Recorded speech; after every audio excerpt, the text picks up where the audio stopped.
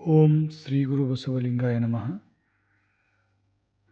ಸಂಚಿಕೆಯ ಮೊದಲನೇ ಭಾಗದಲ್ಲಿ ವಿಶ್ವಗುರು ಬಸವಣ್ಣನವರು ಇಷ್ಟಲಿಂಗದ ಕುರಿತಾಗಿ ತಿಳಿಸಿರುವುದನ್ನು ನಾವು ಗಮನಿಸಿದೆವು.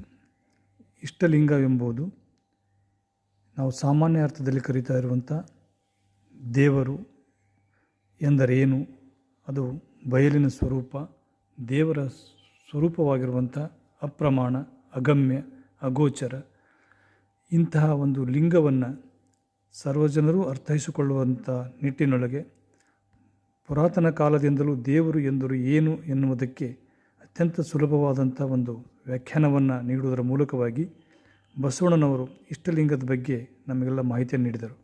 ಅಂತಹ ಇಷ್ಟಲಿಂಗವು ಈ ವಚನವು 12ನೇ ಶತಮಾನದ ಇತರ ಶರಣರ ಮೇಲೆ ಯಾವ ಪರಿಣಾಮವನ್ನು ಬೀರಿತು ಎಂಬುದನ್ನು ಇಂದು ನೋಡೋಣ.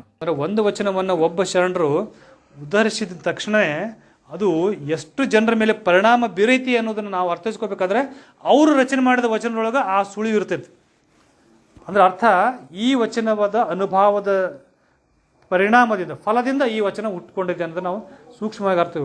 ಬಸವಣ್ಣವರು ಲಿಂಗದ ಒಂದು ವಿಚಾರದ ಕುರಿತಾಗಿ ಜಗದಗಲ ಮುಗಿಲಗಲ ಮಿಗೆಯಗಲ ಐತೆ ಅಂತ ಹೇಳಿದ ಮೇಲೆ ಅದಕ್ಕೆ ಪೂರಕವಾಗಿ ಅದನ್ನು ಅರ್ಥೈಸ್ಕೊಂಡಂತ ಅಕ್ಕಮಾದೇವರು ಹೇಳ್ತಾರೆ, ಪಾತಾಳ ವಿತ್ತತ್ತ.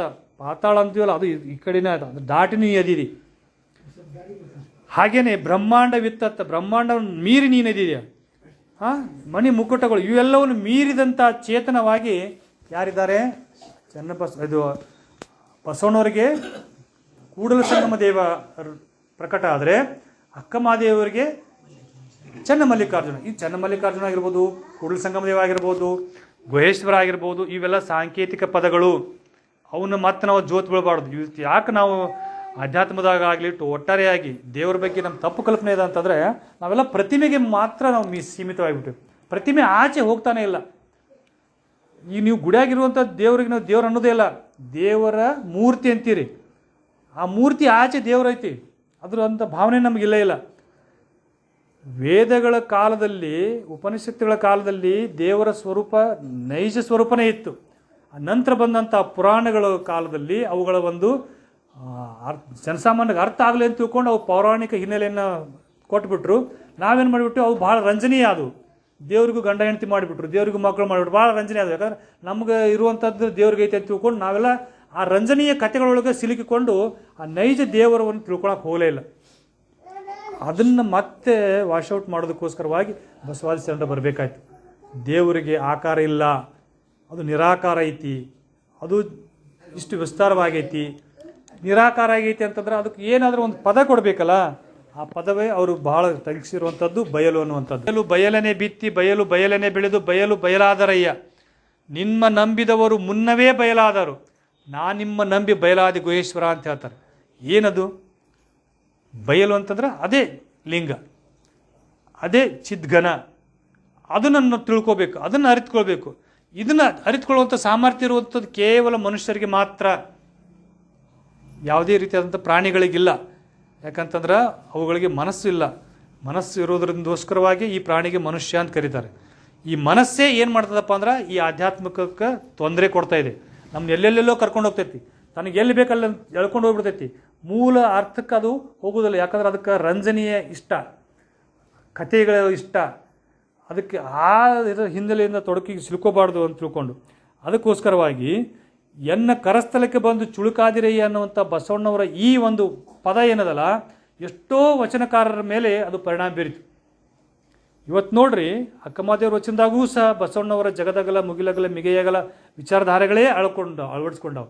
ಅಂತಂದ್ರೆ ಅವರು ನಿಜವಾದ ದೇವರ ಬಗ್ಗೆ ತಿಳ್ಕೊಂಡ್ಬಿಟ್ರು. ಅವರು ಇಲ್ಲಿ ಸಿದ್ದರಾಮೇಶ್ವರ ಹೇಳ್ತಾರೆ ನೋಡ್ರಿ, ಮಹಾವಿಂಧ್ಯ ಪರ್ವತದಲ್ಲಿ ಜ್ಯೋತಿರ್ಮಯವೆಂಬ ಪ್ರಜ್ವಲ ಸ್ಫಟಿಕ ಘಟದಲ್ಲಿ ನಮ್ಮ ದೇಹದ ಬಗ್ಗೆನೇ ವರ್ಣನೆ ಮಾಡ್ತಾ ಹೋಗ್ತಾರೆ ಅವರು. ದೇವರು ಹೊರಗೆಲ್ಲ ಒಳಗಿದ್ದಾನೆ, ಒಳಗಿರುವಂಥ ದೇವರನ್ನು ನಾನು ಯಾವ ರೀತಿ ನೋಡಿದೆ ಅನ್ನೋದು ಅವ್ರು ಹೇಳ್ತಾರೆ ಅವರು. ಒಪ್ಪಿ ತೋರುವ ಜ್ಯೋತಿರ್ಮಯ ಲಿಂಗವೇ ನೀನು, ಸೂಕ್ಷ್ಮವೇ ನೀನು, ಉರುತರ ಸಕಲ ಬ್ರಹ್ಮಾಂಡಗಳೆಲ್ಲ ನಿನ್ನ ರೋಮಕೂಪದ ಕೊನೆಯ ಮೊನೆಯ ಮೇಲೆ, ಸಕಲ ವ್ಯಾಪ್ತಿ ಎಳ್ಳಡಗಿಪ್ಪ ಬ್ರಹ್ಮಾಂಡಗಳನ್ನೂ ಧರಿಸಿಪ್ಪ ನಿನ್ನ ಅನಂತ ವೇದಗಳೆಲ್ಲವೂ ನಿನ್ನೊಳಗೆ. ಎಷ್ಟು ಅರ್ಥಪೂರ್ಣವಾಗಿ ಹೇಳ್ತಾರೆ ಅವರು. ನಾವು ಏನು ಅರ್ಥೈಸ್ಕೊಂಡಿವಿ, ಏನು ಜ್ಞಾನ ಅಂತೀವಿ, ಯಾವ ಜ್ಞಾನದ ಮೂಲ ಗ್ರಂಥ ಅಂತೀವಿ, ಅವೆಲ್ಲವೂ ಸಹ ನೀನೇ ಅಂತ ಹೇಳ್ತಾರೆ. ಅವು ನಿನ್ನಿಂದನೇ ಪ್ರಕಟ ಆಗಿರುವಂಥದ್ದು. ನೀನು ಅಂತಂದರೆ ನಾನು ಅಂದರೆ ಪರಮಾತ್ಮ. ಅಂಗ ಬೇರೆ ಇಲ್ಲ, ಲಿಂಗ ಬೇರೆ ಇಲ್ಲ. ಅಂಗ ಮತ್ತು ಲಿಂಗ ಅನ್ನುವಂಥದ್ದು ಭೇದ ಭಾವನೆ ಇಲ್ಲ. ಅಂಗದೊಳಗಿರುವಂಥದ್ದೆಲ್ಲವೂ ಲಿಂಗದೊಳಗದೆ, ಲಿಂಗದೊಳಗಿರುವಂಥದ್ದೆಲ್ಲವೂ ಅಂಗದೊಳಗದೆ. ನಾನು ಇಲ್ಲಿ ಪದೇ ಪದೇ ಲಿಂಗ ಲಿಂಗ ಲಿಂಗ ಅಂತ ಚೇತನ ಅಂತ ಅಂದಾಗೆಲ್ಲ ದೇವರು ಅಂತೇಳಿ ನಮ್ಮ ಸಾಮಾನ್ಯ ಅರ್ಥವನ್ನು ನಾವು ಮಾಡ್ಕೋಬೋದು. ಅದು ಬೇರೆ ಅಲ್ಲ, ಅದು ನನ್ನೊಳಗಡೆ ಇದೆ. ದೇವರನ್ನು ನಾವು ಒಂದು ವಸ್ತು ರೂಪದ ನೋಡಿದೆವಪ್ಪ ಅಂತಂದ್ರೆ ಅದು ಖಂಡಿತ ಆಗ್ತೈತಿ, ಅದ್ರ ಆಚೆ ಇಲ್ಲ ಅಂತ ಅನಿಸ್ತದೆ. ಬಾಗ್ಲಿ ಹಾಕಿ ಒಂದು ಗುಡಿಯಾಗ ಮಂದಿರ ಬಂದಿಸಿಟ್ಟಿವಪ್ಪ ಅಂತಂದ್ರೆ ಅಲ್ಲಿ ಇಡೀ ಜಗತ್ತನ್ನೇ ನಿರ್ಮಾಣ ಮಾಡಿದಂಥವನಿಗೆ ನಾವು ಒಂದು ದೇವಾಲಯ ನಿರ್ಮಾಣ ಮಾಡೋಕ್ಕಾಗ್ತೈತಿ? ಸ್ವಲ್ಪ ವೈಚಾರಿಕವಾಗಿ ವಿಚಾರ ಮಾಡೋಣ ನಾವು. ಅದೇನೋ ಪೂಜ್ಯನೀಯ ಒಂದು ಸ್ಥಳವನ್ನು ಕ್ರಿಯೇಟ್ ಮಾಡಬೇಕಾಗೈತಿ, ಅಲ್ಲಿ ನಾವು ಇದ್ದುಕೊಂಡು ದೇವರ ಅರಿವನ್ನು ಪಡಿಬೇಕಾಗಿರುವಂಥ ಒಂದು ಸ್ಥಳ ಅಷ್ಟೇ ದೇವಸ್ಥಾನ. ದೇವ್ರನ್ನ ಬಂಧಿಸಿನ ಅನ್ನುವಂಥದ್ದು ಅಪಹಾಸ್ಯಕ್ಕೆ ಈಡಾಗ್ತೈತೆ. ಅದು ಭಾಳ ಸಣ್ಣತನ ಮಾತಾಗ್ತೈತಿ. ದೇವರು ಇಷ್ಟೆಲ್ಲ ವಿಶಾಲವಾಗಿರುವಂಥವನ್ನು ಬಂಧಿಸಿಡೋಕ್ಕಾಗಲ್ಲ. ಆ ವಿಶಾಲವಾಗಿರುವಂಥ ಆ ವಿಶ್ವರೂಪವನ್ನು ಅರಿತುಕೊಳ್ಳೋದಕ್ಕೆ ಇರುವಂಥ ಒಂದು ಸ್ಥಳ ಮಾತ್ರ ದೇವಸ್ಥಾನ ಆಗಿರ್ಬೋದು ಅಷ್ಟೇ. ಇಲ್ಲಿ ಅವ್ರು ಹೇಳ್ತಾರೆ ಮುಂದುವರೆದು, ಅನಂತ ವೇದಗಳೆಲ್ಲವೂ ನಿನ್ನೊಳಗೆ, ನೀನು ಸರ್ವವ್ಯಾಪ್ತಿಗೆ ಒಳಗಾದುದಿಲ್ಲ, ನಿನ್ನ ಮೀರಿದ ಅದಕ್ಕೆ ಒಂದೂ ಇಲ್ಲ. ಘನತರ ಲಿಂಗವೇ ಗುರುಕರ್ಣದಿಂದ ಎನ್ನ ಕರಸ್ಥಳಕ್ಕೆ ಬಂದು ಸೂಕ್ಷ್ಮವಾದಿ ಅಯ್ಯ ಕಪಿಲಸಿದ್ಧ ಮಲ್ಲಿಕಾರ್ಜುನ. ಇಷ್ಟೆಲ್ಲ ವಿಸ್ತಾರವಾಗಿ ಬ್ರಹ್ಮಾಂಡವನ್ನೆಲ್ಲ ವ್ಯಾಪಿಸಿರುವಂಥ ನೀನು ಗುರುಕರುಣದಿಂದ ಎನ್ನ ಕರಸ್ಥಳಕ್ಕೆ ಬಂದು ಸೂಕ್ಷ್ಮವಾದೆಯ ಕಪಿಲಸಿದ್ಧ ಮಲ್ಲಿಕ. ಇಲ್ಲಿಯೂ ಸಹ ನಾವು ಬಸವಣ್ಣವರ ಕರಸ್ಥಳಕ್ಕೆ ಬಂದು ಚುಳುಕಾದಿರಯ್ಯ ಅನ್ನುವಂಥ ಒಂದು ಮಾತನ್ನೇ ನಾವು ನೋಡ್ತೀವಿ. ಗುರುಕರುಣದಿಂದ ಅಂದರೆ ಯಾರಿದು? ಸಿದ್ದರಾಮೇಶ್ವರರಿಗೆ ಇಷ್ಟಲಿಂಗವನ್ನು ದಯಪಾಲಿಸಿರುವಂಥವರು ಚನ್ನಬಸವಣ್ಣವರು. ಸಿದ್ದರಾಮೇಶ್ವರರನ್ನು ಸೊಲ್ಲಾಪುರದಿಂದ ಕಲ್ಯಾಣ ಕರ್ಕೊಂಡ್ಬಂದಂಥವರು ಅಲ್ಲಮ ಪ್ರಭುಗಳು. ಇವರು ಅವರಿಗೆ ಗುರುಗಳಾಗಿದ್ದರು. ಇವ್ರ ಮೂಲಕವಾಗಿ ನನಗೆ ನೀನು ಇಷ್ಟು ಚುಳುಕಾಗಿ ಕಾಣ್ತಾ ಇದ್ದೀಯಾ ಅಂಥೇಳಿ. ಇಷ್ಟೆಲ್ಲ ವಚನ ಅಂತಂದ್ರೆ ಪ್ರಮಾಣ, ಸತ್ಯ. ಅಲ್ಲಿರುವಂಥದ್ದು ಯಾವುದೇ ಪದಗಳು ಸಹ ಕಲ್ಪನೆ ಮಾಡಿ ಬರೆದಂಥದ್ದಲ್ಲ, ಯಾವುದೇ ಪದಗಳನ್ನು ಬೇರೆಯವ್ರನ್ನ ಹೊಗಳಕಾಗಿ ಬರೆದಿದ್ದಂಥದ್ದಲ್ಲ, ಎಲ್ಲವೂ ಸಹ ಅನುಭವಿಸಿ ಬರೆದಿರುವಂಥದ್ದು. ಅವರು ಅನುಭವಿಸಿದ್ದು ನಮಗೆ ಯಾಕೆ ಅನುಭವಕ್ಕೆ ಬರ್ತಾ ಇಲ್ಲ? ನಾವು ಸುಮಾರು ವರ್ಷಗಳಿಂದ ಇಷ್ಟಲಿಂಗವನ್ನು ಕೊರಳಾಗಿಟ್ಕೊಂಡಿದ್ದೀವಿ, ಇಷ್ಟಲಿಂಗವನ್ನು ದಿನನಿತ್ಯ ಪೂಜೆ ಮಾಡ್ತಾ ಇದ್ದೀವಿ. ಅವರು ಅನುಭವಿಸಿರುವಂಥ ಜಗದಗಲ, ಮುಗಿಲಗಲ, ಮಿಗೆಯಗಲ ಈ ಕಲ್ಪನೆ ನಮಗೆ ಯಾಕೆ ಆಗ್ತಾ ಇಲ್ಲ? ಇಲ್ಲಿ ಅವ್ರು ಹೇಳ್ತಾರಲ್ಲ ಪ್ರಾರಂಭದಲ್ಲಿ, ಮಹಾವಿಂಧ್ಯ ಪರ್ವತದಲ್ಲಿ ಜ್ಯೋತಿರ್ಮಯವೆಂಬ ಪ್ರಜ್ವಲ ಸ್ಫಟಿಕ ಘಟದಲ್ಲಿ ಅಂತೇಳಿ ನಮ್ಮ ಘಟವನ್ನು ಹೇಳ್ತಾರೆ ಅವರು. ನಮ್ಮ ದೇಹದೊಳಗಡೆ ಎಂಥ ಒಂದು ಚೇತನ ಪ್ರಕಟ ಆಗುವಂಥ ಸ್ಥಳ ಐತಪ್ಪ ಅಂದ್ರೆ ಅದ್ರ ಬಗ್ಗೆ ನಮ್ಗೆ ಕಲ್ಪನೆ ಇಲ್ಲ. ಚಕ್ರಗಳು ಅಂತ ಬರ್ತಾವೆ. ಆ ಚಕ್ರಗಳು ಒಂದೊಂದನ್ನು ನಾವು ಜಾಗೃತಗೊಳಿಸ್ತಾ ಹೋದಾಗ ಕೊನೆಗೆ ಇಲ್ಲಿ ಸಹಸ್ರ ಚಕ್ರ ಅಂತ ಬರ್ತೈತಿ. ಇಲ್ಲಿ ಎಂಥ ಒಂದು ಪ್ರಕಟವಾಗುವಂಥ ಬೆಳಕಾಗ್ತದೆ ಅನ್ನೋದಕ್ಕೆ ಲಿಂಗಮ್ಮ ತಾಯಿ ವಚನದ ನೋಡ್ಬೋದು ನಾವು. ಊರ್ಧ್ವಕ್ಕೆ ಏರಿತ್ತು ಅಂತ ಹೇಳ್ತಾರೆ ಅವರು. ಅಂದರೆ ಸಾಸಿರ ದರದ ಕೊಡ ಕಾದು ಉಕ್ಕಿತ್ತು, ಅದು ಉಕ್ಕಿದ ಮೇಲೆ ನನಗೆ ಒಂದು ಹನಿ ತೊಟ್ಟಿಕ್ಕಿತ್ತು, ಅದನ್ನು ಉಂಡು ನಾನು ಸುಖಿ ಆದಿನಯ್ಯ ಅಪ್ಪಣ್ಣ ಪ್ರಿಯ ಅಂತ ಹೇಳ್ತಾರೆ ಅವರು. ಅಂದರೆ ನಮ್ಮ ದೇಹದೊಳಗೆ ಪ್ರತಿಯೊಬ್ಬರೊಳಗೆ ಐತ್ರಿ, ಅದು ಚಿಕ್ಕ ಮಕ್ಕಳಿಂದ ಹಿಡ್ಕೊಂಡು ಎಲ್ಲ ವೃದ್ಧರಿಗೂ ಸಹ ನಮ್ಮೊಳಗಡೆ ಆ ಚಕ್ರಗಳದು, ಅವನ್ನು ಜಾಗೃತಗೊಳಿಸ್ಬೇಕು. ಅವುಗಳೊಳಗೆ ಹರಿತಾ ಇರುವಂಥ ನಾಡಿಗಳನ್ನು ಇಡ ಮತ್ತು ಪಿಂಗಳ ಅಂತ ಕರೀತಾರೆ. ಅವೆರಡೂ ನಾಡಿಗಳ ಮೂಲಕ ಹರಿತಾ ಹೋಗಿ ಮೇಲೆ ಅದು ಸಹಸ್ರ ನಾಡಿ ಒಳಗೆ ಪ್ರಕಟ ಆಗ್ತಪ್ಪ ಅಂದ್ರೆ ಜ್ಯೋತಿರ್ ರೂಪದಾಗ, ಬೆಳಕಿನ ರೂಪದಾಗ ಪ್ರಕಟ ಆಗ್ತದೆ ಜ್ಞಾನ ಅನ್ನುವಂಥದ್ದು. ಆ ಬೆಳಕೆ ಮಹಾಲಿಂಗ, ಆ ಬೆಳಕೆ ದೇವರು. ಅದನ್ನು ಪ್ರಕಟ ಮಾಡಿಕೊಳ್ರಿ, ಅದು ನಮ್ಮ ಸಹಸ್ರ ನಾಡಿ ಒಳಗೆ ಐತೆ ಅಂಥೇಳಿ. ಇದನ್ನು ವಚನಕಾರರು ಅಷ್ಟೇ ಅಲ್ಲ, ಅವ್ರಿಗಿಂತ ಪೂರ್ವದಲ್ಲಿದ್ದಂಥ ದಾರ್ಶನಿಕರು ಸಹ ಅದನ್ನೇ ಹೇಳಿದ್ರು ಅವರು. ನಮ್ಮ ಒಳಗಡೆ ಅಂಥ ಒಂದು ಸಾಮರ್ಥ್ಯ ಐತಿ ಅಂದು ಅರಿತುಕೊಳ್ರಿ. ಅದು ಇಡ ಮತ್ತು ಪಿಂಗಳ ನಾಡಿಗಳ ಮೂಲಕ, ಅಂದರೆ ಅವರು ಉಸಿರನ್ನು ಬಂಧಿಸೋದ್ರ ಮೂಲಕವಾಗಿ ಅದನ್ನು ಅವ್ರು ಪ್ರಕಟ ಮಾಡಿಕೊಂಡ್ರು. ಕುಂಡಲಿನಿ ಜಾಗೃತಿ ಅಂತ ಬರ್ತದೆ, ಆ ಮೂಲಕವಾಗಿ ಕೆಲವು ಮಂದಿ ಪ್ರಕಟ ಮಾಡಿಕೊಂಡ್ರು. ಕೆಲವು ಮಂದಿ ಭಜನೆ ಮಾಡೋದ್ರ ಮೂಲಕ ಪ್ರಕಟಕೊಂಡುಕೊಂಡ್ರು. ಕೆಲವು ಮಂದಿ ನೃತ್ಯ ಮಾಡೋದ್ರ ಮೂಲಕ ಪ್ರಕಟಪಡಿಸ್ಕೊಂಡ್ರು. ಕೆಲವು ಮಂದಿ ಉಪವಾಸ ಇರುದ್ದುಕೊಂಡು ಪ್ರಕಟ ಮಾಡಿದ್ರು, ಕೆಲವು ಮಂದಿ ಕಾಡಿಗೆ ಹೋಗಿ ಎಲ್ಲವನ್ನು ಸಂಘವನ್ನು ಪರಿತ್ಯಾಗ ಮಾಡಿ ಪ್ರಕಟ ಮಾಡಿಕೊಂಡ್ರು, ಕೆಲವು ಜನ ಬಹಳಷ್ಟು ಕಠಿಣ ದಾರಿಯನ್ನು ತುಡಿದ್ರು. ಆದ್ರೆ ಅವರೆಲ್ಲ ಪ್ರಕಟಪಡಿಸಿಕೊಂಡಿರುವಂಥ ಆ ಜ್ಞಾನ, ಆ ಅರಿವು, ಆ ಚೇತನ ಅದು ಸುಲಭವಾಗಿ ಸಿಗೋದಕ್ಕೆ ಕೊಟ್ಟಂಥ ಸುಲಭ ಸಾಧನ ಅಂದ್ರೆ ಇಷ್ಟಲಿಂಗ. ನಾವು ಅವ್ರಿಗೆ ಹೇಳಿದ್ರು, ಅವ್ರು ನಮಗೆ ಈ ರೀತಿಯ ಪ್ರಕಟ ಆಯಿತು, ನನಗೆ ಈ ರೀತಿಯಾಗಿ ಪ್ರಕಟ ಆಯಿತು, ನಾನು ಧ್ಯಾನಕ್ಕೆ ಕುಂತಾಗಾಯಿತು ಅಂತೇಳಿ ಬುದ್ಧ ಹೇಳಿದ. ನನಗೆ ಸಮಾಜಮುಖಿ ಕಾರ್ಯವನ್ನು ಮಾಡೋತ್ನಾಗ ಪ್ರಕಟ ಆಯಿತು ಅಂತ ಮತ್ತೊಬ್ರು ಹೇಳಿದರು. ಇಲ್ಲ ನಾನು ಪ್ರಾಣಾಯಾಮ ಮಾಡೋತ್ನಾಗ ಪ್ರಕಟ ಆಯಿತು ಅಂತ ಹೇಳಿದರು. ಅವರೆಲ್ಲ ಹೇಳಿದ್ದು ಜನಸಾಮಾನ್ಯರಿಗೆ ಅರ್ಥ ಆಗಬೇಕಲ್ಲ. ಅರ್ಥ ಆಗೋದಕ್ಕೋಸ್ಕರವಾಗಿ ವೇದಗಳು ಬಂದವು. ಆ ವೇದಗಳು ಅರ್ಥ ಆಗಲಿಲ್ಲ ಅಂತ ತಿಳ್ಕೊಂಡು ಅವುಗಳು ಜನಸಾಮಾನ್ಯರ ಮಟ್ಟಕ್ಕೆ ತರಕ್ಕೆ ಹೋಗಿ ಪುರಾಣಗಳನ್ನು ಮಾಡಿಟ್ರು. ಇನ್ನೂ ಒಂದು ದುರಂತ ನೋಡ್ರಿ, ಈ ಇಡ ಮತ್ತು ಪಿಂಗಳ ಮೂಲಕವಾಗಿ ಕ್ರಮಿಸ್ತಾ ಇರುವಂಥ ಈ ಚೇತನ ಈ ಸಹಸ್ರನಾಳದ ಮೂಲಕ ಪ್ರಕಟ ಆಗ್ತದೆ ಅಂತ ಹೇಳಿದಾಗ ಸಿಂಬಾಲಿಕಲಿ ಹೇಳಕ್ಕೆ ಹೋದ್ರು ಅವರು. 2 ಹಾವುಗಳನ್ನು ಒಂದಕ್ಕೊಂದು ತೊಳಕ್ಕೆ ಹಾಕೊಂಡಂಗೆ ಹೋಗಿ ಅವುಗಳ ಹೆಡೆ ಒಳಗಡೆ ಬೆಳಕಿನ ರೂಪ ಬರ್ತೈತೆ ಅಂತ ಹೇಳಿದ್ರು. ನಾವು ಇವತ್ತು ನಾಗರ ಪಂಚಮಿ ದಿವಸ ಬಂದಾಗ ಕಲ್ಲು ಪೂಜೆ ಮಾಡ್ತೀವಲ್ಲ, ಅದ್ರದ್ದು ಸಿಂಬಾಲ್ ಅಲ್ಲದು. ನಮ್ಮೊಳಗಡೆ ಇರುವಂಥ ಚೇತನ ಜಾಗೃತಿ ಆಗಿ ಮೇಲೆ ಪ್ರಕಟ ಆಗ್ತದೆ ಬೆಳಕು ಅನ್ನು ತೋರಿಸೋದಕ್ಕೋಸ್ಕರವಾಗಿರುವಂಥದ್ದು. ಇಡ ಮತ್ತು ಪಿಂಗಳಂತ 2 ನಾಡಿಗಳು ಸುತ್ತ ಹಾಕಿಕೊಂಡು ಮೇಲೆ ಪ್ರಕಟ ಆಗ್ತೈತಿ. ಅದನ್ನು ಏನೇನೋ ಮಾಡಿ ನಾಗರಾಮ ಇರ್ತೈತೆ ಅಂತ ಅದು ಮೂತ್ತು ಹಿಡ್ಕೊಂಡು ಹೋಗೋದಂತ, ಮೂತ್ತಿಟ್ಟು ವಜ್ರ ಇಟ್ಕೊಂಡು ಬೆಳಕಿಗೆ ಆಡ್ತದಂತ, ಅವೆಲ್ಲ ಕಾಲ್ಪನಿಕ ಕಥೆಗಳನ್ನು ಕಟ್ಟಿದ್ದೀವಿ. ಯಾಕಂದ್ರೆ ನಮ್ಮ ಮನಸ್ಸಿಗೆ ಅದು ಭಾಳ ರುಚಿ ಆಗ್ತದೆ, ಅದನ್ನು ನಾವು ಹಿಡ್ಕೊಂಡಿವಿ. ಆದರೆ ಆ ಸಾಧಕರು ಹೇಳಿರೋಂಥ ವಿಚಾರವನ್ನು ಬಿಟ್ಟು ಇವತ್ತು ಇಷ್ಟಲಿಂಗದ ಮೂಲಕವಾಗಿ ಬೆಳಕು ಕಾಣ್ತದೆ ಅಂತ ಹೇಳ್ತಾರೆ. ಎಂತೆಂಥ ಬೆಳಕು ಕಂಡೇನಂತೆ ಸಾಕಷ್ಟು ವಚನದೊಳಗೆ ಹೇಳ್ತಾರೆ. ಅಪರಿಮಿತ ಹೇಳ್ತಾರಲ್ಲ ಅಲಂಪ್ರಭುಗಳದಾಗ, ಅಪರಿಮಿತ ಕತ್ತರೊಳಗೆ ವಿಪರೀತದ ಬೆಳಕು, ಹಸು ಮತ್ತು ಶಿವ ಒಂದೇ ಕಡೆ ಉಂಡುದನ್ನು ಕಂಡೆ ನಾನು, ಇದೇನು ಚೋದ್ಯವ ಅಂತ ಹೇಳ್ತಾರೆ. ಅಂಥ ಬೆಳಕು ಕಾಣ್ತದೆ, ಮಹಾ ಬೆಳಕು ಅಂತ ಕಾಣ್ತಾರೆ. ಅಂದ್ರೆ ಸಾಕಷ್ಟು ವಚನಕಾರರು ಆ ವಚನಗಳನ್ನು ಓದುವತ್ನಾಗ ನಮಗೆ ಆತ್ಮಸಾಕ್ಷಿ ಜಾಗೃತಗೊಳ್ಳಬೇಕು. ಅರೆ ಇಷ್ಟೆಲ್ಲ ಅವ್ರು ಕಂಡುಕೊಂಡಾರ, ನಮಗೆ ಯಾಕೆ ಕಾಣ್ತಾ ಇಲ್ಲ ಇದು? ಅವ್ರಿಗೆ ಕಂಡಿದ್ದು ನಮಗೆ ಕಾಣ್ತಾ ಇಲ್ಲ ಅಂತಂದ್ರೆ ಏನು ತೊಂದರೆ, ಏನು ದೋಷ ಯಾವುದದು? ದೋಷ ಯಾವಲ್ಲಿ ಆಗೈತಿ? ಈ ರೀತಿಯಾದಂಥ ವೈಚಾರಿಕ ವಿಚಾರದಿಂದ ವಚನಗಳನ್ನು ಓದಬೇಕು. ಅವಾಗ ನಮಗೆ ಆ ಬೆಳಕು ನೋಡೋದಕ್ಕೆ ಸಾಧ್ಯ ಆಕೈತಿ. ಅದು ವಚನಕಾರರ ನಿಜ ಆಶಯ ಆಗ್ತೈತಿ. ಕೇವಲ ಅದನ್ನು ಇಷ್ಟಲಿಂಗ ತೊಳೆದಕ್ಕೆ ನೀರು ಹಾಕಿ ಕೈಯಾಗ ಹಿಡ್ಕೊಂಡು ಕಣ್ಣು ಮುಚ್ಚಿ ಮಾತು ಮಡಿಚಿ ಇಟ್ಕೊಳೋದಲ್ಲ. ಅದು ಇಷ್ಟಲಿಂಗ ಪೂಜೆನೇ ಅಲ್ಲ. ಅದನ್ನು ಮಾಡೋಂಗಿತ್ತಂದ್ರೆ ಗುಡಿಯಾಗ ಮಾಡೋ ಸ್ಥಾವರಲಿಂಗಕ್ಕೆ ಇದಕ್ಕೆ ಏನು ವ್ಯತ್ಯಾಸ? ಗುಡಿಯಾಗ ಮಾಡೋ ಸ್ಥಾವರಲಿಂಗದಿಂದ ಭಿನ್ನವಾಗಿಯೇ ಹೋರಾಟ ಮಾಡಿಕೊಂಡೇ ಇಷ್ಟಲಿಂಗವನ್ನು ಸಂಶೋಧನೆ ಮಾಡ್ಕೊಂಡು ಇಷ್ಟಲಿಂಗದ ಮೂಲಕ ಬಂದಂಥದ್ದು ಈ ಲಿಂಗಾಯತ ವಿಚಾರಗಳು. ಮತ್ತು ಅದಕ್ಕೆ ವ್ಯತ್ಯಾಸ ಅದಕ್ಕೆ ಹೇಳ್ತಾರಲ್ಲ, ಕಾಲ ಮೇಲೆ ಕೈಯ ನೂರಿ ಕೋಲವಾಗಿ ಅನ್ಯರಿಗೆ ಹಂಗಾಗದ ಮುನ್ನ ಪೂಜಿಸು ಕೂಡಲ ಸಂಘ ಪೂಜಿಸು ಅಂತ ಹೇಳ್ತಾರೆ ಅವರು. ಇದೆಲ್ಲ ಮುಗಿದ ಮೇಲೆ ಮಾಡಕ್ಕೆ ಹೋದ ಅವಾಗೂ ಪ್ರಕಟ ಆಗಲಿಲ್ಲ ಅಂದ್ರೆ ಆ ದೇಹ ಸದೃಢ ಇರಬೇಕಲ್ಲ. ಆ ಪ್ರಮಾಣದ ಜ್ಞಾನವನ್ನು ಅನುಭೂತಿಗೆ ಬಂದ ಮೇಲೆ ಅದನ್ನು ಸಹಿಸ್ಕೊಳ್ಳೋದಕ್ಕೆ ಆ ದೇಹ ಸಾಮರ್ಥ್ಯ ಇರಬೇಕು. ಆ ಸಾಮರ್ಥ್ಯ ಇದ್ರೆ ಮಾತ್ರ ಆ ಪ್ರಕಟ ಆಗ್ತದೆ ಬೆಳಕು. ಆ ಬೆಳಕು ಪ್ರಕಟ ಆಗಲಿಲ್ಲಪ್ಪ ಅಂತಂದ್ರೆ, ಪ್ರಕಟ ಆದಾಗ ಆ ದೇಹ ತಡ್ಕೊಲಿಕ್ಕಪ್ಪ ಅಂದ್ರೆ ದೇಹ ಬಿಟ್ಟು ಹೋಗಿಬಿಡ್ತಾರೆ. ಭಾಳಷ್ಟು ಜನರ ದಾರ್ಶನಿಕರಿಗೆಲ್ಲ ಅದು ಆಗೈತಿ. ಆ ಪ್ರಕಟ ಆಗಿರುವಂಥ ಜ್ಞಾನವನ್ನು ಹೀಗೆ ಅನೇಕ ರೀತಿಯಾದಂಥ ದಾರ್ಶನಿಕರ ಜೀವನದೊಳಗೆ ನಾವು ಗಮನಿಸಿದ್ರೆ ಅದನ್ನು ತಡ್ಕೊಳ್ಳುವಂಥ ದೇಹವನ್ನು ಇಟ್ಕೊಳ್ಳೋದಕ್ಕೇ ವಚನಕಾರರು ಕಾಯಕವನ್ನು ಅಂತ ಸಿದ್ಧಾಂತ ತಂದರು. ದೇಹವನ್ನು ದಂಡಿಸಿ ಆ ದೇಹವನ್ನು ಸದೃಢ ಮಾಡ್ಕೋಬೇಕು ಅಂತ ಹೇಳಿದರು. ಹೀಗೆ ಅನೇಕ ವಚನಕಾರರೊಳಗೆ ನಾವು ನೋಡ್ತಾ ಹೋದಾಗ ಈ ಲಿಂಗದ ಒಂದು ಬಗ್ಗೆ ಹೇಳ್ತಾ ಹೋಗ್ತಾರೆ.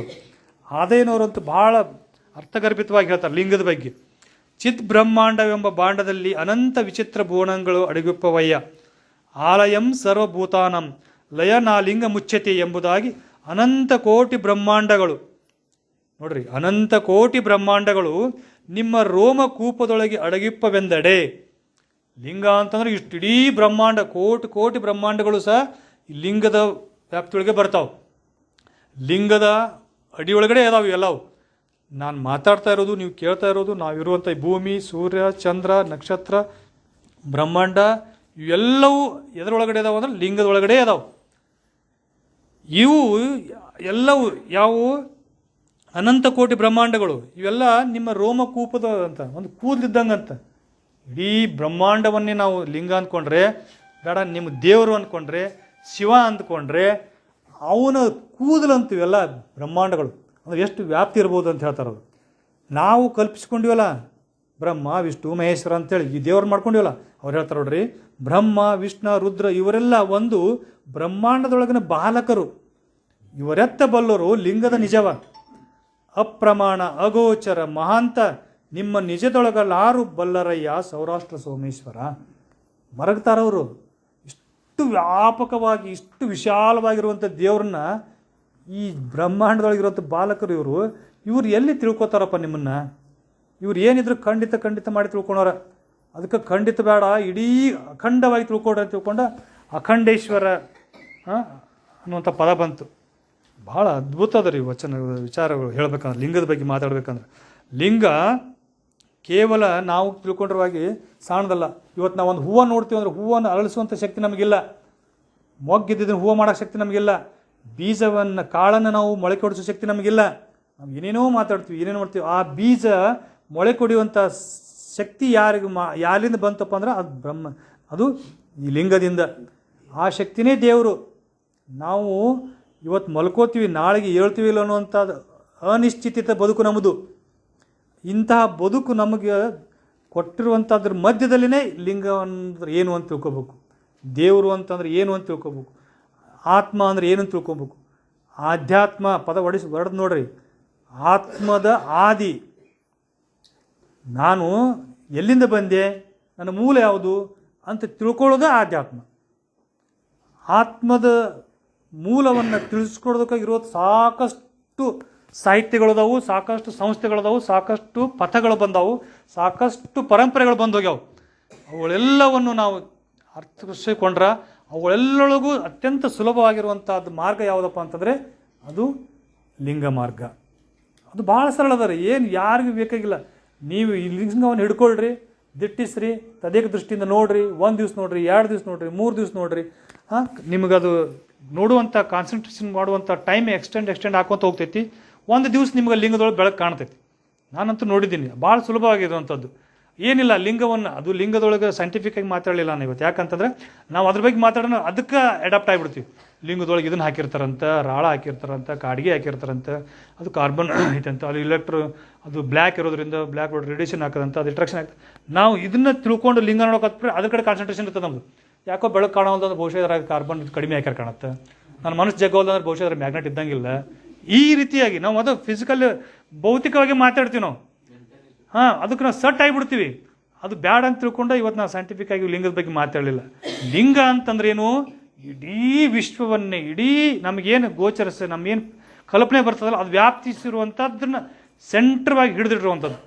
ಹೆಂಗೆ ಎಲೆಕ್ಟ್ರಿಸಿಟಿನ ಪ್ರೊಡಕ್ಷನ್ ಆದಮೇಲೆ ಅದನ್ನು ಡೈನಾಮೋದ ಟಿ ಸಿ ಒಳಗೆ ಹಿಡಿದಿರ್ತಾರಲ್ಲ ಹಂಗದು.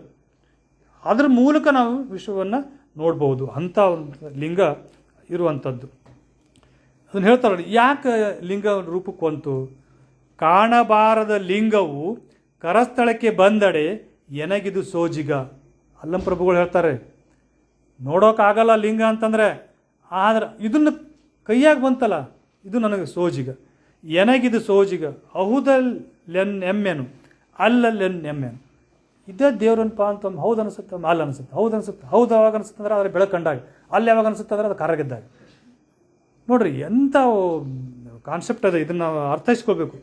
ಗುಹೇಶ್ವರ ಲಿಂಗವು ನಿರಾಳ ನಿರಾಕಾರ ಬಯಲು ಆಕಾರವಾದಡೆ.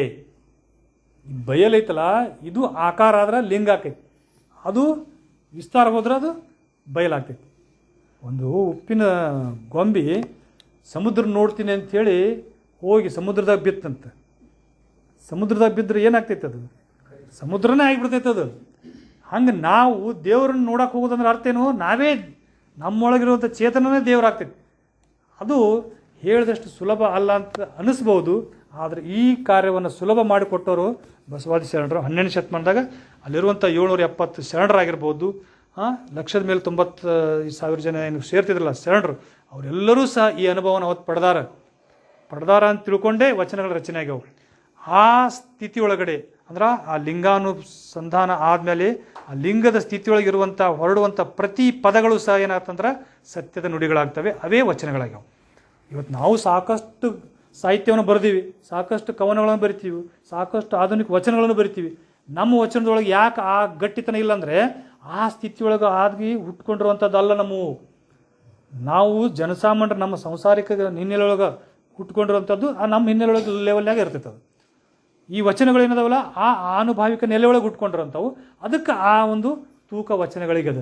ಅದು ನಿತ್ಯ ನಿರಂತರ ಇರ್ತೈತಿ. ಇವತ್ತಲ್ಲ 900 ಇನ್ನೂ 900 ವರ್ಷ ಆದರೂ ಸಹ ವಚನಗಳಿಗೆ ಬಾಧೆ ಆಗೋದಿಲ್ಲ. ಅವುಗಳು ನಿತ್ಯ ನಿರಂತರವಾಗಿರ್ತವೆ. ಆ ರೀತಿಯಾದಂಥವು ಅಂತರಂಗದಲ್ಲಿ ಆವರಿಸಿ ಬಹಿರಂಗದಲ್ಲಿ ತೋರುವೆ. ಕಂಗಳ ಕೊನೆಯಲ್ಲಿ ಮೂರ್ತಿಯಾಗಿ ಮನ ಕೊನೆಯಲ್ಲಿ ತೋರುವೆ. ಎನ್ನ ಬ್ರಹ್ಮರಂಧ್ರದಲ್ಲಿ ತೋರುವ ಪರಂಜ್ಯೋತಿ ಉರ್ಲಿಂಗ ದೇವ ನೀನಯ್ಯ. ಸಾಕನ್ನಿಸ್ತದೆ ನನಗೆ. ಉರ್ಲಿಂಗ ಪೆದ್ದುಗಳು ಹೇಳ್ತಾರವರು, ಅಂತರಂಗದಲ್ಲಿ ಆವರಿಸಿ ಎಲ್ಲವನ್ನು ನನ್ನ ಚೇತನ, ಇವತ್ತು ನಾನು ಮಾತಾಡ್ತಾ ಇದ್ದೀನಿ ಅಂತಾರೆ, ಈ ಮಾತಾಡುವ ಶಕ್ತಿ ಕೊಟ್ಟಿರೋದೇ ಲಿಂಗ. ನನ್ನ ವಿಚಾರಗಳು, ಬಸವಾದಿ ಶರಣ ವಿಚಾರಗಳು ನನ್ನ ಮೂಲಕ ಹೊರಗೆ ಬರ್ತಾ ಇದ್ದಾವೆ.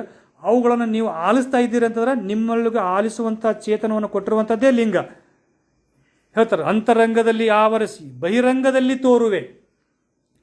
ಕಂಗಳ ಕೊನೆಯಲ್ಲಿ ಮೂರ್ತಿಯಾಗಿ, ಅದೇ ಇಷ್ಟಲಿಂಗ. ಮನದ ಕೊನೆಯಲ್ಲಿ ತೋರುವೆ. ಆ ಇಷ್ಟಲಿಂಗವನ್ನು ನಾವು ತದೇಕ ದೃಷ್ಟಿ ನೋಡಿದಾಗ ನಮ್ಮ ಮನಸ್ಸಿನೊಳಗಡೆ ಅಡಗಿರುವಂಥ ಚೇತನ ಜಾಗೃತ ಆಗ್ತದೆ ಅಂತ ಹೇಳಿದೆ. ಅದು ತೋರುವೆ. ಎನ್ನ ಬ್ರಹ್ಮರಂಧ್ರದಲ್ಲಿ ತೋರುವ ಪರಂಜ್ಯೋತಿ ಉರ್ಲಿಂಗ ದೇವ ನೀನಯ್ಯ. ಇವ್ರು ಕಂಡಾರ ಅಂತ ಅರ್ಥ ಹೋಲ್ರದು. ಉರ್ಲಿಂಗ ಪೆದ್ದಿಗಳು ಬ್ರಹ್ಮರಂಧ್ರದಲ್ಲಿ ಪರಂಜ್ಯೋತಿ ಕಂಡಿನ ಅಂತ ಹೇಳಿದ್ರೆ ಅರ್ಥ ಇದೆ ಅಲ್ಲ. ಇಂಥ ಅನೇಕ ಸಾಕಷ್ಟು ವಚನಗಳನ್ನು ನಾವು ನೋಡ್ಬೋದು ಸಮಯದ ಅಭಾವದ ಮೂಲಕ. ಕೊನೆಯದಾಗಿ, ಕರಸ್ಥಳದ ಜ್ಯೋತಿ ಇದು. ನಂಬ್ರಿ ಅಂತ ಹೇಳ್ತಾರೆ ಅವ್ರು, ಇಷ್ಟಲಿಂಗದ ಬಗ್ಗೆ ಹೇಳ್ತಾರೆ ಅವರು. ಕರಸ್ಥಳದ ಜ್ಯೋತಿ ಇದು, ಕುರುಹು ಅದು, ಎರಕಬಹುದು. ಅದರ ನೆಲೆಯ ತಿಳಿದರೆ ನಿಜಾನಂದವು. ಅದರ ನೆಲೆಯ ತಿಳಿದರೆ ನಿಜಾನಂದವು. ಹೊಲಬು ತೋರದಿಹ ನಿಸ್ಸೀಮನ ಹೊಲಬ ನರಿದು ಕೂಡಿದಾತನೇ ಮೃಡನು ಕಾಣ ರಾಮನಾಥ. ಸ್ಪಷ್ಟವಾಗಿ ಹೇಳ್ತಾರೆ. ಅದನ್ನು ಅರಿತುಕೊಂಡು ತಿಳಿದುಕೊಂಡ್ರೆ ನಿಜ ಆನಂದ ಸಿಗುತ್ತದ. ಇಲ್ಲಪ್ಪ ಅಂತಂದ್ರೆ ಮೃಡರಾಗ್ತೀರಿ, ಅಂದ್ರೆ ನಿಮಗೆ ಜನಸಾಮಾನ್ಯರಾಗ್ಬಿಡ್ತೀರಿ. ಕೊರಳೊಳಗೆ ಕಟ್ಕೊಂಡಂಥ ಲಿಂಗದ ಅನುಭವ ಇಲ್ಲದೇ ಇದ್ದರೆ ಅದು ಕೇವಲ ಕಲ್ಲು. ಅದಕ್ಕೆ ಒಂದು ವಚನ ಹೇಳ್ತಾರೆ, ಲಿಂಗ ಎಂಬುದು ಸಂತೆಯ ಕಲ್ಲೇ ಅಂತ ಕೇಳ್ತಾರೆ. ತೊಗೊಂಬಂದು ರೊಕ್ಕ ಕೊಟ್ಟು ಕಟ್ಕೊಳಕ್ಕದೇ ಮಾರ್ಕೆಟ್ನಾಗ ಸಿಗುವಂಥ ವಸ್ತು ಅನ್ನೋದು. ಅದ್ರ ಮೂಲಕ ಆ ಅನುಭವವನ್ನು ಪಡಿಬೇಕು. ಅನುಭವವನ್ನು ಪಡೆಯೋದಕ್ಕೆ ಇಲ್ಲಿ ಯಾವುದೇ ಮೀಡಿಯೇಟರ್ ಬೇಕಾಗಿಲ್ಲ. ಗುಡಿಗೆ ಹೋದ್ರೆ ದೇವ್ರು ತೋರ್ಸೋಕೆ ಒಬ್ಬ ಪೂಜಾರಿ ಅಂತ ಮೀಡಿಯೇಟರ್ ಇರ್ತಾನೆ. ಇದಕ್ಕೆ ಇಷ್ಟಲಿಂಗಕ್ಕೆ ಯಾವುದು ಮೀಡಿಯೇಟರ್ ಇಲ್ಲ. ಯಾಕಂತಂದ್ರೆ ನಮ್ಮನ್ನು ನಾವು ಅರಿತುಕೊಳ್ಳೋದಕ್ಕೆ ಯಾಕೆ ಮೀಡಿಯೇಟರ್ ಬೇಕು? ಆ ರೀತಿಯಾಗಿರುವಂಥ ಇಷ್ಟಲಿಂಗವನ್ನು ನಾವು ತಿಳ್ಕೊಳ್ಳೋಣ, ಅರಿತುಕೊಳ್ಳೋಣ. ಇದನ್ನು ಕೊಟ್ಟಂಥವರು ಬಸವಣ್ಣನವರು. ಈ ಇಷ್ಟಲಿಂಗದ ಪರಿಕಲ್ಪನೆಯನ್ನು ಮೊಟ್ಟ ಮೊದಲಿಗೆ ಕೊಟ್ಟಂಥವ್ರು ಯಾರಪ್ಪ ಅಂತಿದ್ರೆ ಅದು ಬಸವಣ್ಣವ್ರು ಮಾತ್ರ. ಅದಕ್ಕೆ ಇಷ್ಟಲಿಂಗವನ್ನು ತಿಳ್ಕೊಂಡ್ಬಿಟ್ರೆ ಬೇರೆ ಏನು ತಿಳ್ಕೊಂಡು ಬೇಡ್ರಿ. ಯಾವ್ದು ಏನು ಆಧ್ಯಾತ್ಮಿಕ ಗ್ರಂಥಗಳು ಏನು ಓದೋದು ಬೇಡ. ಅವೆಲ್ಲವೂ ಸಾರ ಇರೋದು ಎಲ್ಲಪ್ಪ ಅಂದ್ರೆ ಲಿಂಗದ ನೆಲೆಯೊಳಗೆ. ಅವೆಲ್ಲವೂ ಸಹ ಎಲ್ಲಿಗೆ ಹೋಗ್ತಾವಪ್ಪ ಅಂತಂದ್ರೆ ಆಧ್ಯಾತ್ಮದ ಪಥಕ್ಕೆ ಕರ್ಕೊಂಡೋಗಿ ಕೊನೆಗೆ ಅಲ್ಲೇ ಟಚ್ ಮಾಡಿಸ್ತಾವೆ. ಎಲ್ಲಿಗೆ ಇದ್ದ ದೇವರಂದ್ರೆ ಇಲ್ಲದ ನೋಡೋಂತ ತೋರಿಸ್ತಾವೆ. ಇವೆಲ್ಲವೂ ಹೋಗ್ಬೇಕಾದ್ರೆ ಮಾರ್ಗ ಭಾಳ ದುರ್ಗಮ ಅದ. ಡೈರೆಕ್ಟಾಗಿ ಪ್ಲೇನಿಂದ ಹೋಗಿ ಇಳ್ದಂಗಿದೆ ಇಷ್ಟಲಿಂಗ. ಅದು ಒಂದು ತಿಳ್ಕೊಂಬಿಟ್ರೆ ಸಾಕು. ಕೊನೆಯದಾಗಿ ಹೇಳ್ತಾರೆ ಅವರು ಅಲ್ಲಂಪ್ರಭುಗಳು, ಲಿಂಗವನ್ನು ಅರಿಯದೆ ಏನನ್ನು ಅರಿದಡೂ ಫಲವಿಲ್ಲ. ಲಿಂಗವನ್ನು ಅರಿಯದೆ ಏನನ್ನು ಅರಿದಡೂ ಫಲವಿಲ್ಲ. ಇಷ್ಟಲಿಂಗದ ಬಗ್ಗೆ ಓದಲಾರ್ದ ಏನು ಓದಿವಪ್ಪ ಅಂತಂದ್ರೆ ಅವು ಎಲ್ಲ ವ್ಯರ್ಥನೆ. ನಾನು ಈ ಸದ್ಯದ ಮಟ್ಟಿಗೆ ಓಶೋವನ್ನು ತತ್ವಗಳು ಓದಾಕತ್ತೀನಿ. ಅವೆಲ್ಲ ಓದ್ತಾ ಹೋದಂಗೆ ಪ್ರತಿ ಲೈನ್ಯಾಗೂ ಒಂದೊಂದು ವಚನ ನೆನಪಾಕೋ ನನಗೆ. ಅರೆ ಇದು ವಚನದಾಗ ಇದ್ದಿದ್ದೈತಲ್ಲ ಇದು ಅಂತೇಳಿ. ನೀವು ನೋಡ್ರಿ, ಇಷ್ಟು ವಚನ ಸಾಹಿತ್ಯವನ್ನು ಓದ್ಕೊಂಬಿಟ್ಟು ನೀವು ಭಗವದ್ಗೀತೆ ಓದಕ್ಕೆ ಹೋಗ್ರಿ, ಭಗವದ್ಗೀತೆ ಒಳಗೆ ವಚನಗಳು ಇದೆ, ಇದು ವಚನದ ಸಾಧಾರಣ ಇದ್ರಾಗೈತೆ ಅಂತ ಗೊತ್ತಾಗುತ್ತೆ. ಹಾಗೆಯೇ ಬೇರೆ ಯಾವುದೇ ಧರ್ಮದ ಗ್ರಂಥವನ್ನು ಓದ್ರಿ, ಇದು ಇದ್ರಾಗ ವಚನ ಐತೆ ನೋಡಿ ಅಂತ ಹೇಳಿ ಅರ್ಥ ಬರ್ತೈತಿ. ಆ ಭಾವ ನಮಗೆ ಸುಳಿತೈತಿ. ಅದನ್ನೇ ಹೇಳ್ತಾರೆ ಅವರು, ಲಿಂಗವನ್ನು ಅರಿಯದೆ ಏನನ್ನು ಅರಿದಡೆಯೂ ಫಲವಿಲ್ಲ. ಲಿಂಗವನ್ನು ಅರಿದ ಬಳಿಕ ಮತ್ತೇನು ಅರಿದಡೆಯೂ ಫಲವಿಲ್ಲ.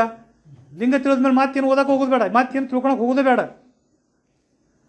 ಸರ್ವಕಾರಣ ಲಿಂಗವಾಗಿ ಲಿಂಗವನ್ನೇ ಅರಿದರಿದು ಆ ಲಿಂಗ ಸಂಘವೇ ಮಾಡಿ ಆ ಸಂಘ ಸುಖದೊಳು ಓಲಾಡುವೆ ಗುಹೇಶ್ವರ. ಇಂತಹ ಒಂದು ಸಂಘ ಸುಖ ಸಿಕ್ಕಬೇಕಾಗಿರುವಂಥದ್ದು ಲಿಂಗದೊಳಗದ. ಆ ಕಾರಣಕ್ಕಾಗಿ ನಾವೆಲ್ಲರೂ ಸಹ ಲಿಂಗವನ್ನು ಅರಿತುಕೊಳ್ಳೋಣ, ಲಿಂಗವನ್ನು ಬೆರೆತುಕೊಳ್ಳೋಣ, ಲಿಂಗಾಂಗ ಸಾಮರ್ಥ್ಯದೊಳಗೆ ಲಿಂಗ ಸುಖದೊಳಗೆ ಇರೋಣ ಅಂತ ಹೇಳ್ತಾ ಇಲ್ಲಿವರೆಗೆ ಅನುಭವ ನೀಡೋದಕ್ಕೆ ಅವಕಾಶ ಮಾಡಿಕೊಟ್ಟಂಥ ಎಲ್ಲ ಶರಣ ತಂದೆ ತಾಯಿಗಳು ಒಂದಿಸಿ ನನ್ನ ವಿಚಾರವಾಗಿ ಸರ್ವರು ಶರಣ. ಆತ್ಮೀಯ ಶರಣ ಬಂಧುಗಳೇ, 12ನೇ ಶತಮಾನದಲ್ಲಿ ಬಸವಣ್ಣನವರ ನೇತೃತ್ವದಲ್ಲಿ ಜರುಗಿದ ವಚನ ಚಳವಳಿಯಲ್ಲಿ ಇಷ್ಟಲಿಂಗದ ಕುರಿತಾಗಿ ಇಂಥ ಅನೇಕ ಸಂಶೋಧನೆಗಳು ಜರುಗಿರುವುದನ್ನು ವಚನಕಾರರ ವಚನಗಳ ಮೂಲಕ ನಾವು ಅರಿತುಕೊಳ್ಳಬಹುದು. ದೇವರ ಬಗ್ಗೆ ಅರಿತುಕೊಳ್ಳಬೇಕಾದಂಥ ಎಲ್ಲ ಸಾಧಕರೂ ಸಹ ಇಷ್ಟಲಿಂಗವನ್ನು ಅರಿಯುವುದರ ಮೂಲಕವಾಗಿ ಎಲ್ಲವನ್ನೂ ಅರಿತುಕೊಳ್ಳಬೇಕು ಎನ್ನುವಂಥ ಒಂದು ಆಧ್ಯಾತ್ಮಿಕ ಸತ್ಯವನ್ನು 12ನೇ ಶತಮಾನದ ಶರಣರು ತಿಳಿಸಿಕೊಟ್ಟಿದ್ದಾರೆ. ಅಂತಹ ವಿಚಾರಧಾರೆಗಳನ್ನು ಮತ್ತಷ್ಟು ತಿಳಿಸಲು ಮುಂದಿನ ಸಂಚಿಕೆಯಲ್ಲಿ ಇಷ್ಟಲಿಂಗ ಕುರಿತಾದ ಮತ್ತಷ್ಟು ವಿಚಾರಗಳನ್ನು ನೋಡೋಣ. ಇಂದಿನ ಸಂಚಿಕೆಯಲ್ಲಿ ಬೆಳೆಸಿಕೊಂಡಿರುವಂಥ ಚಿತ್ರಗಳು, ಭಾವಚಿತ್ರಗಳು, ವಿಡಿಯೋಗಳು ತಯಾರಕರಿಗೆ ಕೃತಜ್ಞತೆಗಳನ್ನು ತೋರಿಸುತ್ತಿದ್ದೇನೆ. ಇಂತಹ ವಿಚಾರಗಳನ್ನು ಹೆಚ್ಚು ಜನರಿಗೆ ತಲುಪಿಸುವುದಕ್ಕೋಸ್ಕರವಾಗಿ ದಯವಿಟ್ಟು ಈ ವಿಡಿಯೋವನ್ನು ಲೈಕ್ ಮಾಡಿ, ಮತ್ತೊಬ್ಬರಿಗೆ ಇದನ್ನು ಶೇರ್ ಮಾಡಿ ಹಾಗೂ ಈ ಚಾನಲಿಗೆ ಸಬ್ಸ್ಕ್ರೈಬ್ ಮಾಡೋದ್ರ ಮೂಲಕ ಪ್ರೋತ್ಸಾಹಿಸಿ ಎಂದು ಶರಣ ತಂದೆ ತಾಯಿಗಳಲ್ಲಿ ವಿನಂತಿಸಿಕೊಳ್ಳುತ್ತೇನೆ. ಸರ್ವರಿಗೂ ಶರಣಾರ್ಥಿಗಳು.